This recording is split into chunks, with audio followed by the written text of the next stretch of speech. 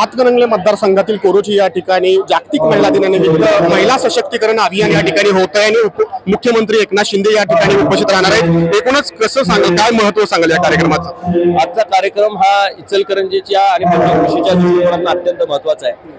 राष्ट्रीय पातळीवर आंतरराष्ट्रीय पातळीवर महिला दिन साजरा केला जातो आणि राज्याचे मुख्यमंत्री तो महिला दिन महाराष्ट्रामध्ये आज कोरोचीमध्ये हातकणंगले लोकसभा मतदारसंघामध्ये साजरा करतायत। तारा राणीच्या भूमीमध्ये, अंबाबाईच्या पदस्पर्शानं पुढीत झालेल्या भूमीमध्ये आज या ठिकाणी महिलांच्या विचारांचा जागर आणि त्यांना आत्मनिर्भर करण्यासाठीच्या योजना आखतायत। निश्चितपणे ही आपल्या सर्वांच्यासाठी एक आनंदाची आणि मनापासून सुखद भावना देणारी या ठिकाणी गोष्ट। खरं तर मोठा मेळावा या ठिकाणी होतो। किती महिला साधारण या ठिकाणी उपस्थित राहणार? किमान 50,000 महिलांचा हा या ठिकाणी नियोजन शासनाच्या वतीनं करण्यात आलंय। अनेक गावागावातल्या सामान्य गृहिणी आज या ठिकाणी घरामध्ये सण असताना सुद्धा आज या ठिकाणी मोठ्या प्रमाणात स्त्री शक्तीचा जागर करण्यासाठी एकत्र येत आहेत आणि हा पेंडॉल किमान 50,000 लोकांना एकत्रपणे या ठिकाणी समाविष्ट होतो। तर लोकसभा निवडणुका अगदी तोंडावर आहेत। जागा वाटपामध्ये शिंदे गटाच्या काही जागा ज्या आहेत ते कपात करण्याच्या सुद्धा चर्चा या ठिकाणी पाहायला मिळतात। या ठिकाणी याकडे कसं पाहताय?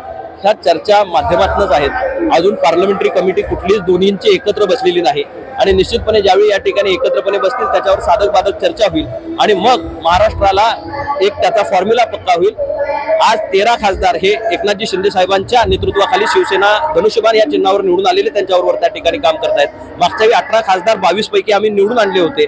निश्चितपणे शिवसेना ही 18च्या 18 जागांवर क्लेम करते। उद्या मित्र आणि पक्ष एकत्रपणे या ठिकाणी अलायन्स मधले सगळे एकत्र बसतील आणि नंतर त्याच्या बाबतीतला निर्णय होईल। खरं तर हातकणंगले मतदारसंघामध्ये राजू शेट्टी यांनी मोठं आव्हान, तगडं आव्हान तुमच्या समोर उभा केलंय। एकूणच कशा पद्धतीने या संपूर्ण आव्हानाला सामोरं जात?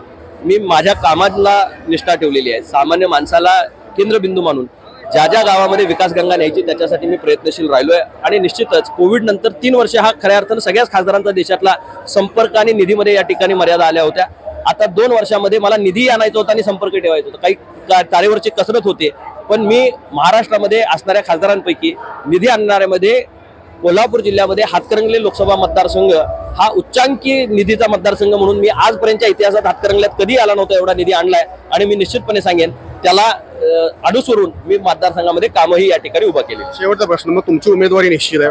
आज मी माझी उमेदवारी जाहीर करू शकत नाही, मुख्यमंत्री त्याची जाहीर वाच्यता करतील। पण निश्चितपणे मला खात्री आहे की जे विश्वास ठेवून आम्ही सर्वजण या ठिकाणी मुख्यमंत्री आणि भाजप युतीच्या बरोबर या ठिकाणी आलो, भाजपच्या झेंड्याखाली आणि शिवसेनेच्या झेंड्याखाली आम्ही इलेक्शन मागच्या वेळी लढवली होती। परत एकदा महायुतीचं शासन महाराष्ट्रामध्ये या ठिकाणी निर्माण झालंय। निश्चितच येणाऱ्या काळामध्ये आम्हाला योग्य तो न्याय या ठिकाणी पक्षाच्या वतीनं मिळेलच आणि जनतेनं या ठिकाणी आशीर्वाद दिले की भविष्यातली सुद्धा या मतदारसंघाला गतिशील वाटचाल धैर्यशीलच्या माध्यमातून सुरूच राहील। आज जागतिक महिला दिनानिमित्त जो कार्यक्रम या ठिकाणी हातकणंगले मतदारसंघामध्ये होतो त्याचं खरंच खूप महत्त्व असल्याचं या ठिकाणी खासदार धैर्यशील माने यांनी सांगितलेलं आहे। आणि दुसऱ्या बाजूला या ठिकाणी हातकणंगले मतदारसंघात राजू शेट्टी यांनी उभा केलेलं आव्हान, त्या आव्हानाला सुद्धा सामोरं जाण्याची तयारी खासदार धैर्यशील माने यांची असल्याचं त्यांनी सांगितलेलं आहे। जावेद तांबोळे, महासत्ता, कोल्हापूर। अशाच ताज्या अपडेटसाठी महासत्ता न्यूजला सबस्क्राईब करा।